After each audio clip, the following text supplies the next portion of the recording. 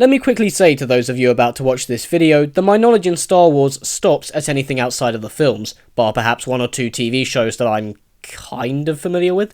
So if my upcoming criticisms turn out to be plot threads answered and made up for in various comic books, expanded universe novels, video games, etc., please keep in mind that I'm strictly discussing the movies and nothing else. Anyway.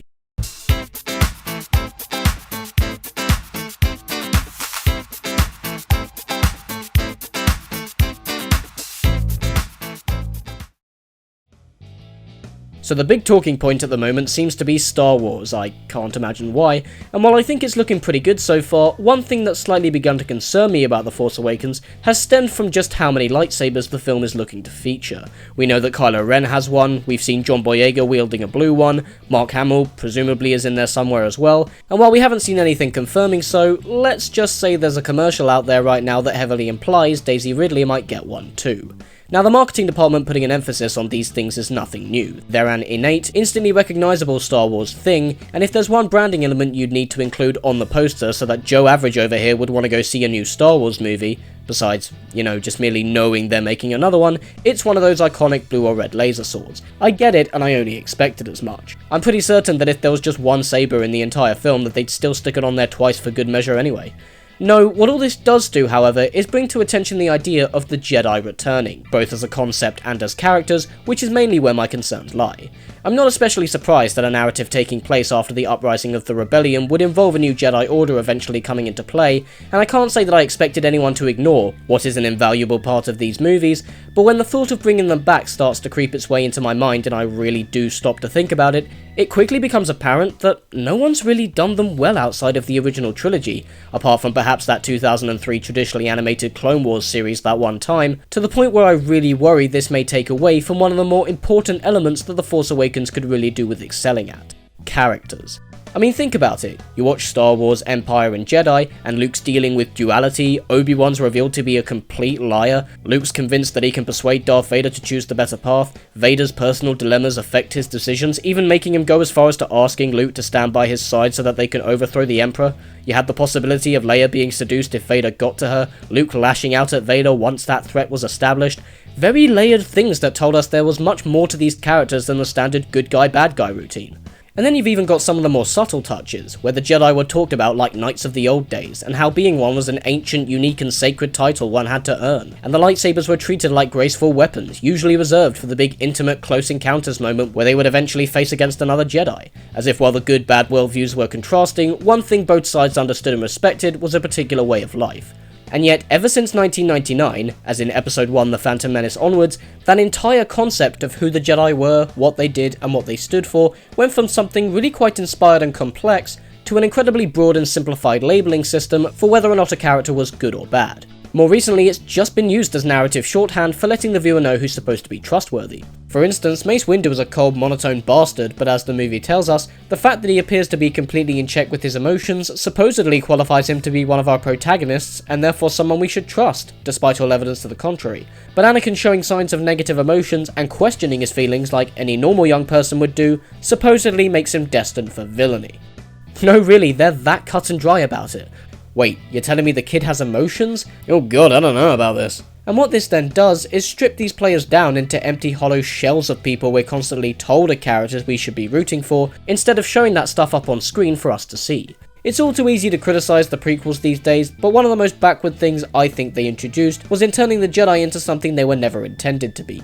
Unfeeling monk-like dudes in robes with weapons and authority that cared not about family, love or friendship, or feelings of any kind it seemed, unless you were played by Ewan McGregor, because God knows those movies love to contradict themselves, but that cared only about, peace and order, I guess? At least I was constantly told they did.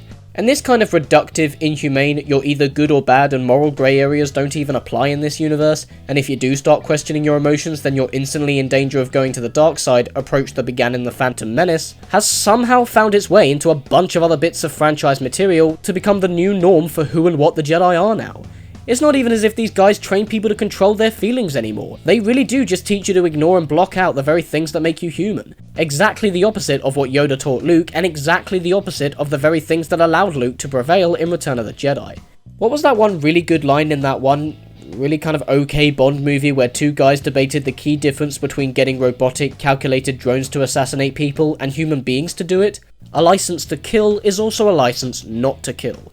Emotions and an ability to care about things are important elements that people with this kind of authority should really have. I mean, they're allowed to kill people on the spot, and the implications that they're not allowed to have these feelings are pretty messed up. Even things like Star Wars Rebels, which claims to be a return to form, has adopted this lazy, self-defeating concept of the Jedi and their philosophy. Every time the main character Ezra gets mildly emotional, it's treated like he might suddenly spout lightning bolts from his hands and become the next Emperor. The dude's a fucking hormonal teenager learning his place in the world. Of course he's gonna question things and get moody every now and then. It doesn't mean he's next in line to rule the galaxy. It means he's a human being. Why are we suddenly batting characters down for that? This kind of thing may work if you're outright pointing the finger at a certain way of life and criticising it, but that's clearly not the case, and if it is, then it's an idea that's nowhere near fully formed enough to register. The writing makes the Jedi out to be so wrong-headed and backwards, honestly giving them the traits that I'd argue fit more appropriately with a group of antagonists, but then the ways in which they're presented to us seem to suggest otherwise. The Jedi are presented as our heroes, we're meant to thrill at the sight of Mace Windu chopping off Jango Fett's head and feeling no remorse, and we're meant to get really sad when they all get killed off in Episode 3. What I'm getting at is, there's a defining moral message that the newer movies and other bits of recent Star Wars material seem to go against, and it's something that I think kinda needs to be addressed by now. And while the originals explored this idea with subtlety back in the day, now I think it's time for a more on-the-nose approach, literally just to clear things up for the viewer and fix it all. If there's one thing it'd be nice for The Force Awakens to tell us, be this through a Jedi Master teaching an apprentice or whatever, is that it's okay to have those feelings. It's okay to have a dark side. No one is a flawless person, and to pretend otherwise is to live in denial. The test of one's character is not whether you think about doing something bad, as the Jedi seem to put it, it's whether or not you act on those feelings. Moral dilemmas, imperfections, these are the things that make us human and test our humanity, and yet in the world of Star Wars post-1983, that's suddenly something that instantly qualifies you for evil. Suddenly, nothing exists besides the light side of the Force and the dark side, when actually, even a mere acknowledgement of there being some kind of ambiguity between the two instantly opens the door to something more challenging, intriguing, and dramatic. Remember when Luke got super pissed at Vader and snapped at him, completely pounding on the guy and ultimately using his anger to win the duel? The result of that wasn't that it turned Luke into a bad guy, it made him realise how easy it was for Vader to go down the darker path that he took, which makes him stop, compose himself, and throw his saber in the Emperor's face as if to deny him that outcome. Even though Luke chose the better path, the film wasn't afraid to show that there was a dark side in him, and by extent all of us, as by design Luke Skywalker is a character we are meant to relate to, and this is the kind of more than meets the eye nuance that the series could really do with addressing again, maybe even as a full-on thematic arc this time. What if John Boyega's character falls on that ambiguous line? Is there some good in Kylo Ren? If so, where? What good is that? Could there be an anti-hero who goes back and forth on helping both sides, depending on his or her goal? Think about how interesting and layered just addressing that stuff sounds. Stories about flawed people that have various shades of grey have always made for some of the most interesting dramas, and it's the very foundation that Darth Vader's character is based off of. It's such an interesting emotional anchor that Star Wars has, unfortunately, just lost after all these years. Look at the X-Men for example. Amongst all this action huffle, it's also about these two leaders, one good, one bad, that are never actually presented as cookie cutter as their roles imply. Magneto's the villain, sure, but he understands the X-Men. He's friends with their boss for crying out loud. He just believes in a worldview so contrasting to theirs that he's willing to fight them over it. It almost seems sacrilegious to cite X-Men 3 as a positive example, but one of the most interesting things I always drew to in that movie was the idea of Charles Xavier actually having done some pretty messed up controlling stuff to Jean Grey as a child. Daniel Craig's entire hook as James Bond is centered on always asking us to question his character and his ethical code. Is he a good guy? Can we trust him? Is he capable of love? Does he actually care about M or which side he's fighting for? Nothing is as black and white as it might appear, and stopping to flesh that out is where nuance and genuine subversive complexities can be established. And yet that idea that could have been a prime opportunity to delve out in a story about how a good man turns bad, then all of a sudden literally did just get chopped up to become as simplistic as, if you love someone, doing so puts you on the path to hatred and villainy. And I'm sorry, but that's just a horrible sentiment for the kind of characters that are meant to be our heroes. And that's why I'm slightly worried about The Force Awakens. If this whole notion about this culture that the prequels introduced have told us anything about them, it's that becoming a Jedi now seems to actually take away from your character. It seems to make you boring, cold-hearted, emotionless, and completely lacking in dimension.